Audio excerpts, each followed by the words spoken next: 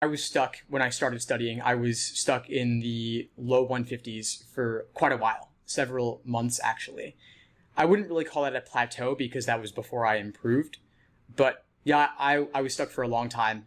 It was incredibly frustrating. It sucked. I thought I was an idiot and that I would never improve. In terms of fluctuations, not quite so much. I did see gradual improvement over time. But yeah, it wasn't steady. It was more like, punctuated equilibrium in evolutionary theory versus graduated equilibrium. Like, it was nothing for a while and then a sudden boost, and then nothing for a while and then a sudden boost. And those sudden boosts were breakthroughs in understanding of one type or another.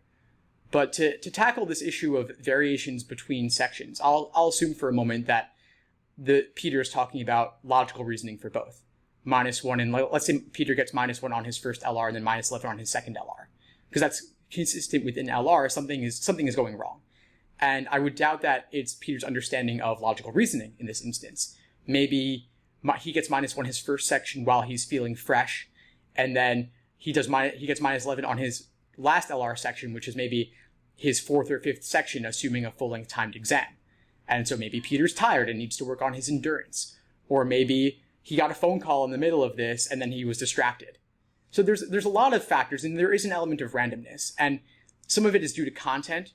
I would imagine if you have a brutal game or two in one section, like one of those curveball games, that could throw you, and then the next exam doesn't have a curveball game and it's a bit easier for you. Or maybe there's a reading comp passage that you just can't possibly understand in that moment, and that leads you to get a whole bunch wrong, and then you're doing the next passage, but you're still thinking about the one that you didn't get, and so you get questions wrong there too. So I think a lot of this does come down to psychology. It's not necessarily content related, but it could be pacing and endurance related, and it could be mindset related. And so I recommend to a lot of students, if you're getting -11 on one and -1 on the other, it's not just about your understanding level. -1 on a section, assuming like realistic strict timing, that's incredible. If you could get -1 on all 4 sections, you're getting something like a 175 or better. So how do you improve? How do you stay focused and confident so that your understanding translates such that you're not getting -11? One thing I recommend to students, among other things, is mindfulness meditation, which I found to be enormously helpful in my personal life, but also when it comes to LSAT focus. It changes things when you're not worried about a previous question or section as you are focused on your current one. Like -4 to -7, that actually could be quote unquote normal. It's obviously not desirable, but Peter's example seems a little bit extreme. But the -4 difference, let's say someone gets 5 wrong on one section and then 9 wrong on another, that doesn't sound out of the range of possibility to me for a student scoring in that range. And it could be because of a wide variety of factors like we mentioned, or it could just be randomness.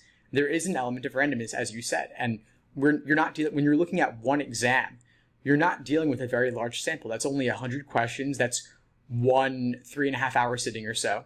And I would say you want to look at what happens over the course of 5 exams taken over the course of a few weeks or a month and average those. And the average of those is probably your best reflection of where you actually are. Another thing to be thinking about is the realistic conditions in which you're taking these, and if you're taking them without distractions. I do think that plays an enormous role. Your mindset, the sleep you got, the food you ate, what you did yesterday, the daily life stresses, and you want to, of course, minimize all of those things. I recommend that students focus on 4 different major things of aspects of their life in order to be going ahead full force: sleep, diet, exercise, and mindfulness or relaxation. And those are great ways to get out of depression. They're great ways to get out of a funk. And they're also great ways to avoid burnout. And I think that sometimes these sorts of fluctuations, things just shut down in part because of burnout. Reading comprehension, maybe you don't like science passages, but there was one reading comp passage where it was a science topic that you didn't find that difficult. You had some prior familiarity with the topic, and so it was okay. But then the next one is on something totally out of left field. That one throws you, and that's suddenly 6 questions wrong in that passage, and then it throws you off for the following passage. Or maybe there's lots of game types, and one exam might not cover a game that you didn't like, and so you do well on that one. Another exam does contain that hard game type, and you don't know what to do. So the question is obviously figure out what you're getting wrong and focus on it, but you do need a larger sample than one exam.